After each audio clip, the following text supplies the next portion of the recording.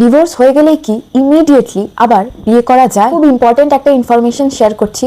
এটা না জানলে আপনার একটা ভুল আপনাকে 7 বছর পর্যন্ত জেল খাটাতেও পারে। তাই এই ভিডিওটা পুরোটা দেখুন আর আমাকে সাবস্ক্রাইব করে দিন। ধরে নিন আপনি আপনার হাজব্যান্ড বা ওয়াইফের এগেনস্টে কন্টেস্টিং ডিভোর্সের কেস করেছেন এবং কোর্ট সব রকম circumstances, facts, evidence, witness examine করার পর আপনার ফেভারে ডিভোর্স গ্রান্ট করেছে। এখন প্রশ্ন হলো, আপনি কি ইমিডিয়েটলি আপনার নেক্সট ম্যারেজ করতে পারবেন? উত্তরটা হলো না, কারণ ডিভোর্সের ডিগ্রি পাওয়ার পর মিনিমাম 90 ডেজের একটা ওয়েটিং পিরিয়ড থাকে। আর এই সময়ের মধ্যেই আপনার আদার সাইড, সে হাজব্যান্ড বা ওয়াইফ যেই হোক, হায়ার কোর্টে অ্যাপিল করতে পারে।